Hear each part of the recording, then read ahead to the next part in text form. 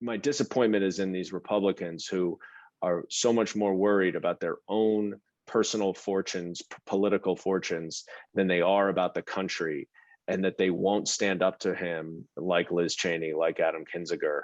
And that is really, and that's frankly why this organization is so important. These people need to be booted out of office. If they can't stand up to someone who is as corrupt and immoral, and operates in bad faith, and anything else you want to say is Donald Trump, then they don't deserve to be an elected representative in this country. So, I know what you guys are thinking about doing is helping out with a lot of the messaging. And I think it's critically important that the message has to be strong, it has to be aggressive, and it has to be really well thought out. But Democrats and Republicans alike all knew that the only person who could call this off and stop what was going on was Donald Trump. And as a former prosecutor, that's pretty good evidence that he was at a minimum who everyone was listening to and had encouraged, incited, however you want to describe it. And I'm going to be a little bit cautious with some of the words I use because of my experience as a prosecutor and the difference between making accusations, and then also having the evidence to back it up. And what we are learning, even in the last week, as an example, when the text messages from Mark Meadows is coming out, is Ivanka Trump was asking her dad to call it off. Don Jr. was trying to have him call it off. Sean Hannity was trying to have him call it off. Everybody knew who was responsible for what was going on. And that man who was responsible did not do anything for 2.5 hours other than, as Stephanie Grisham said, gleefully watch the riot on television. But we also, as advocates, as Democrats, as people who believe strongly in democracy and our fundamental rights, voting rights, et cetera, we cannot give in to this whitewashing of what occurred on January 6th. We cannot give in to the Republican efforts to politicize everything.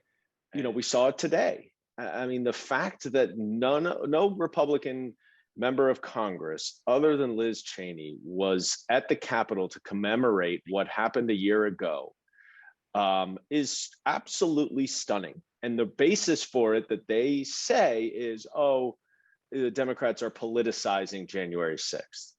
I mean, give me a break. That is a completely preposterous allegation that is clearly their go-to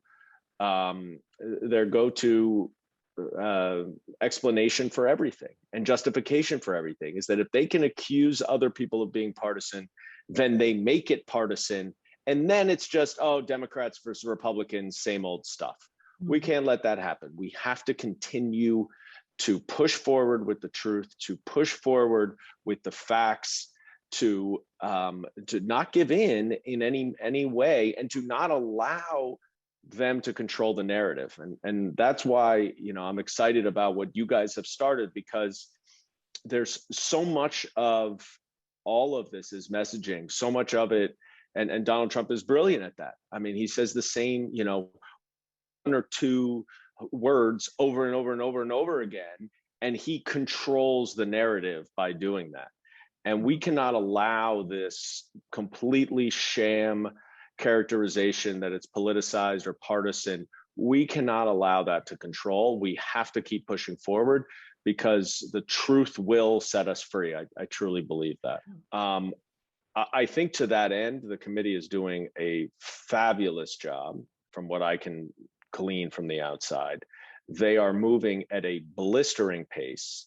They are working tirelessly in quiet to put together this accounting that we want.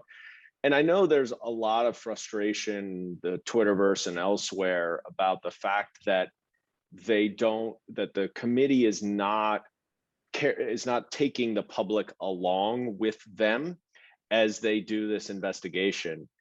And as someone who did a significant congressional investigation and as someone who was a prosecutor for 10 years, I can tell you that the way that they are doing this is the right way to do it. And my biggest concern is I don't see any signs that the Department of Justice is investigating the effort to overturn the election, separate and apart from January 6th. They're going guns blazing on investigating what happened on the day of January 6th. But to my mind, I don't think we're going to get a lot of criminal liability or a lot of indictments of people in the White House or connected to the Trump campaign from what happened on January 6th.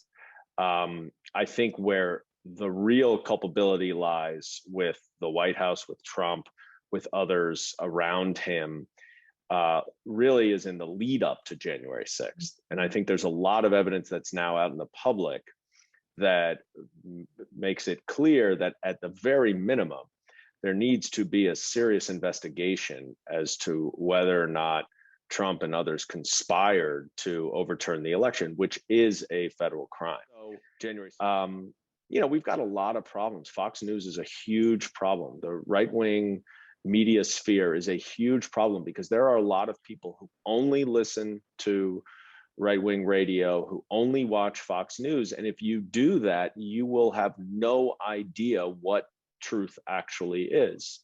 You will just hear whatever Donald Trump's version of truth is. And that's not the objective truth, that's his own version. And so when you start to hear him talk about, oh, the insurrection was November 3rd and January 6th was the protest, and he's still perpetuating the big lie, it's incredibly dangerous. Where we all knew everybody was operating in good faith, sort of George W. Bush has never looked so good. I was not a fan of George W. Bush, but there was no question that George W. Bush had the United States' best interest in mind.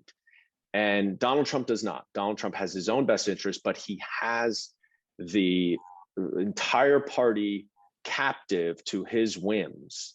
And it is more important than ever to remove anybody who supports the big lie, who supports Trumpism, who doesn't have the backbone and the morals to stand up for what he or she believes in, even if it means you lose an election. Okay, it's not the end of the world. Life goes on. How all of these people can completely sacrifice every moral fiber they have, every actual belief they have, just to hold on to the position they have. I don't understand how people can look themselves in the mirror. But I think what we need to do is make them look at themselves in a mirror as no longer a representative from New York.